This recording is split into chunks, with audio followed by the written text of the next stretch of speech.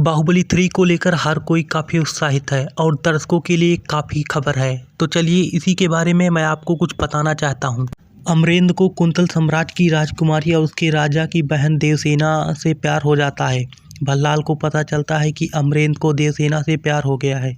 इसके बाद वह शिवगामी से कहता है कि वह देवसेना से शादी करना चाहता है। शिवगामी को इस बारे में नहीं पता होता है कि देवसेना से अमरेंद्र प्यार करता है। इस कारण वह उसकी शादी देवसेना से कराने का वादा कर देती है। जब शिवगामी शादी का प्रस्ताव कुंतल राज्य को भेजती है तो दूत उस प्रस्ताव को इस प्रकार लिखता है जैसे किसी घमंडी व्यक्ति ने लिखा है।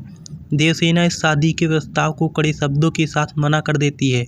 जब शिवगामी को उसका उत्तर मिलता है तो वह क्रोध में देवसेना को बंदी बनाकर लाने का आदेश देती है। कुंतल साम्राज्य पर पिंजरियों का हमला हो जाता है। देवसेना के भाई कुमार वर्मा की सहायता से अमरेंद्र उस हमले को विफल कर देता है और कुंतल को बचा लेता है। अमरेंद्र उसे बताता है कि वह कौन है और शिवगामी के क्रोध के भय को दूर करने और उसे अपनी दुल्हन बनाने हेतु राजी करने की कोशिश करता है। जब वो महेशमती पहुंचता है तब उसे गलतफहमी का पता चलता है। शिवगामी उससे सिंहासन या देवसेना में से किसी एक को चुनने को बोलती है। वह देवसेना को चुनता है। इस कारण भल्लाल को वहां का राजा बना दिया जाता है और अमरेंद्र को सेनापति में भी लोग उसे ही राजा मानते हैं। देवसेना की गोद भराई के लिए अमरेंद्र को भल्लाल ने सेनापति के कारण से छुट्टी दे दी थी जिससे वह अपनी पत्नी के साथ रह सके। उसी समय देवसेना राजा भल्लाल के हेरफेर के खिलाफ बोलती है और शिवगामी के चुप रहने पर भी सवाल उठाती है। इस कारण झगड़ा शुरू हो जाता है और उन दोनों को महल से बाहर कर दिया जाता है। वह दोनों बाहर लोगों के बीच खुशी से जिंदगी बिताने लगे थे, पर भल्लाल फिर से शिवगामी को भड़काता है कि अमरेंद्र उसे मारना चाहता है और यह भी बोलता है कि यदि उसने सीधी कार्रवाई की तो गृह युद्ध शुरू हो सकता है।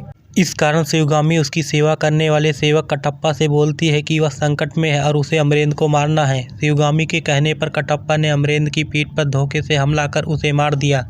फिर कटप्पा आकर शिवगामी को सूचित करता है कि अमरेंद्र बाहुबली की मौत हो गई है। देवसेना भी अपने बच्चे महेंद्र बाहुबली के साथ वहां आती है और उसे भी इस बारे में पता चलता है।